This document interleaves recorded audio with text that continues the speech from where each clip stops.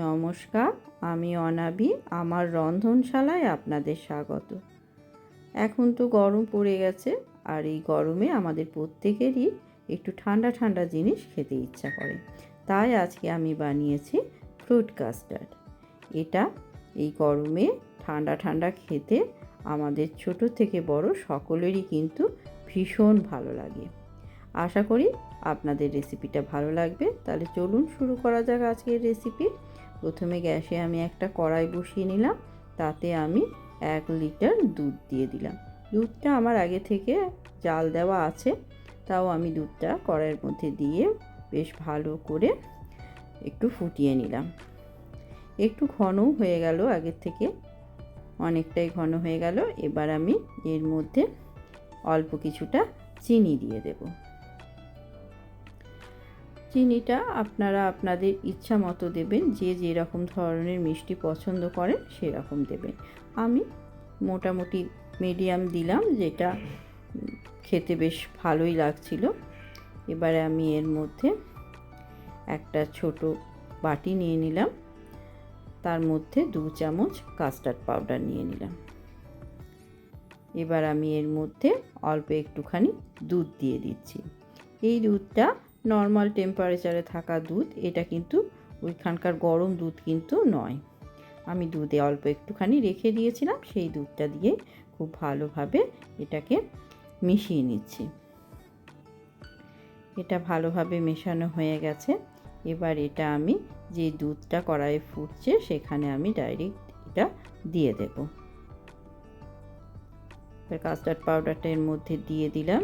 এবারে এটাকে হাতাতে করে খুব ভালোভাবে আমি মিশিয়ে নেব। সঙ্গে সঙ্গে মিশিয়ে নিতে হবে, তা নাহলে কিন্তু এক জায়গায় থাকলে এটা দলা পাকিয়ে যাবে। তাই খুব ভালোভাবে মিশিয়ে নিতে হবে। ভালোভাবে মেশানো হয়ে গেছে। এবার এটা 2-3 মিনিট আমি একটু ফুটিয়ে নেব। এটা ফুটে গেলে আরও ঘন হয়ে যাবে। দেখুন কতটা ঘন হয়ে গেছে। ব্যাস, এবারে গ্যাস অফ করে এটা আমি ঠান্ডা করতে দেব। এটা কিন্তু পুরোপুরি ঠান্ডা করে নিতে হবে। ঠান্ডা হয়ে গেলে দুধটা আরও একটু ঘন হয়ে যাবে। এবারে আমি এখানে আঙ্গুর, আপেল আর কলা ছোট ছোট টুকরো করে কেটে নিয়েছি। এবারে আমি একটা কাঁচের বোল নিয়ে নিলাম, তার মধ্যে যে দুধটা আমি ঠান্ডা করতে দিয়েছিলাম সেটা ঠান্ডা হয়ে গেছে। এটা এই বোলের মধ্যে আমি দুধটা দিয়ে দিচ্ছি। আমি এখানে এই ফলগুলো দিয়েছি, আপনাদের বাড়িতে যদি আরও অন্য ফলও থাকে আপনারা সেগুলোও দিতে পারেন, কোনো অসুবিধা নেই। এখানে সব রকম ফলই দেওয়া যায়। এবারে যে ফলগুলো আমি টুকরো করে রেখেছি সেগুলো অল্প অল্প করে এর মধ্যে সব দিয়ে দিচ্ছি।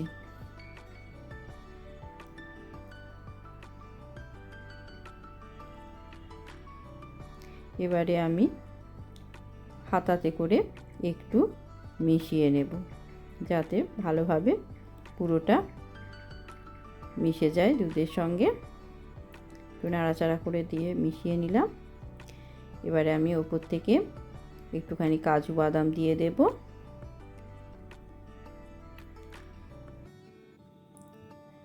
আর একটুখানি আঙুরও আবার দিয়ে দিচ্ছি। এবারে এটাকে আমি 1 ঘন্টার জন্য ফ্রিজে রেখে দেব, ঠান্ডা করে নেব ফ্রিজে রেখে। এটা আমি নর্মাল ফ্রিজেই রাখবো। 1 ঘন্টা পর আমি ফ্রিজ থেকে এটা বার করলাম। এবারে এটা আমি ঠান্ডা ঠান্ডা সার্ভ করব। এটা বাচ্চারা খেতে তো ভীষণই ভালোবাসে, আর বড়রাও কিন্তু ভালোবাসে। যে কেউ এটা বানিয়ে খেতে পারেন। এটা ভীষণই হেলদি আর খেতেও ভীষণ টেস্টি। খুব ভালো লাগে এই ফ্রুট কাস্টার্ড খেতে। আশা করি আপনাদের ভালো লেগেছে রেসিপিটা।